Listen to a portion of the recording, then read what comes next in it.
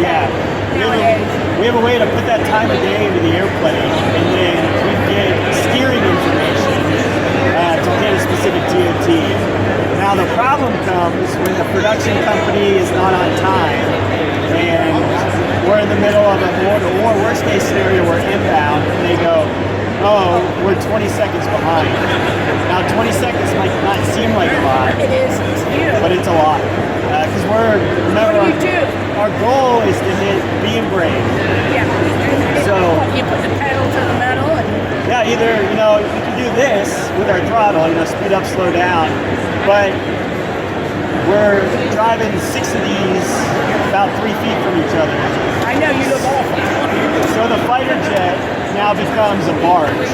You can't just manipulate that thing if we want our formation to look good. So, I'd say when the national anthem starts, we're already inbound. Yeah, I know.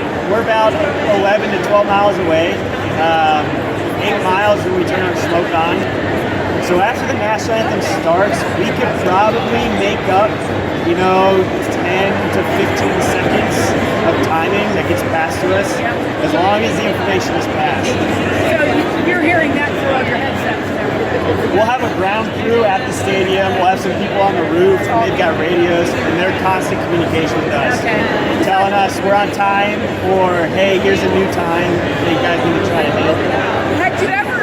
Have you ever had to go into a holding pattern? We will. So our pattern from the stadium will be 30 miles away to the northeast. So essentially that way, 30 miles. We've got a holding pattern. And we'll take off probably 25 minutes prior to our TOT. And we're just out there holding. And then a lot of math, a lot of calculations, a lot of data that's getting shown to us in the cockpit as far as when to turn inbound, when to get on our line, and press in. And then I'm sure they allow for any wind speeds and all that stuff. We'll be flying in ground speed. Ground speed is a wind-corrected airspeed. So the jet's smart enough to at least show us that.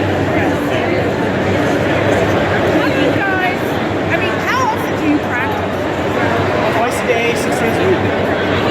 Our bread and butter is aerial demonstration. So we do fly air shows. I think I saw you there. There was a big one time in Ocean City, Maryland. Yep. Brightling was there. Yep. And I didn't know who Brightling was until I looked it up. You can buy their watches. Yeah. They're German? No, Swiss. Swiss. Swiss, yeah. Swiss. Brightling. The Thunderbirds, the Blue Guys. Blue Angels. Blue Angels. Yeah, so we've done Ocean City every year for the past 5. We're not going back this year, but we do that air show. Our season is primarily March to November. We'll do about 75 to 80 air shows during that time frame. So right now, we're in the heart of our training season, preparing for our air shows. And it just so happens the Super Bowl is in our backyard, so. You got to. I mean, we're Redskins. I'm a Bengals fan. Oh, good. And FedEx Field. Just there that last year or so, you get so many flyovers when we were coming from the Air Force Base. Yeah. And I can't remember if we actually had any of the big groups like you fly over, but it's just, it gets you right here. It does. And how the precision of your flying and how everyone is perfect. And how do you do that every single time? Lots and lots of practice.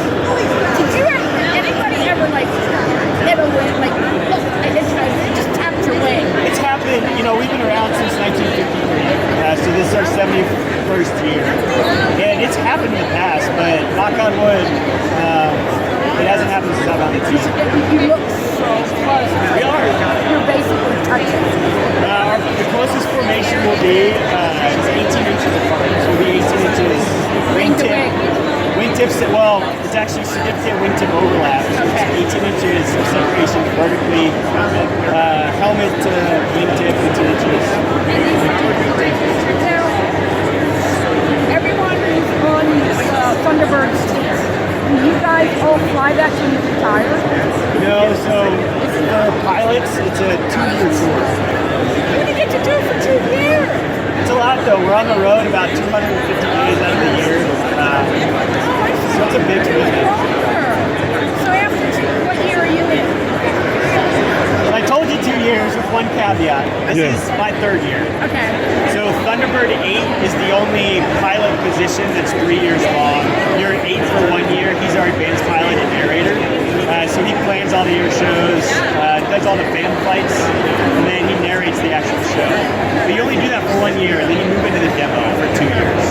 And you rotate like every so often, so you have new people and you have the experienced ones. Every year, about 50% of the pilots rotate. Right, okay. And then do they have to, how would I say it?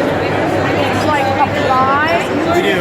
to do this, and if you don't cut it, go to the next one. I mean, Exactly. So it's a selectively manned unit. So we have 135 personnel on the team.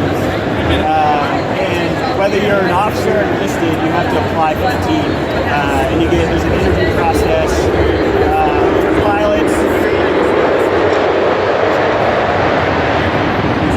For pilots, there's a flying interview. what is that? You gotta get out there and say, But we're all still active in the Air Force. now that's news to me. I thought you would fly, you had a team, and you would fly longer as the same team, but you actually rotate. So that's interesting to know. So all the teams, they all do the same thing that you know of? The Blue Angels, that's the Navy version of us. Same thing, 2-year tour. What about the ones over in Europe, like So the military teams over there, so the Italian tricolore, they're a little different. They're on the team for lots of years, like 10 years or something. The Canadian snowbirds, same kind of thing, longer period of time. There's a Canadian team, a French team, Italian team, military-wise.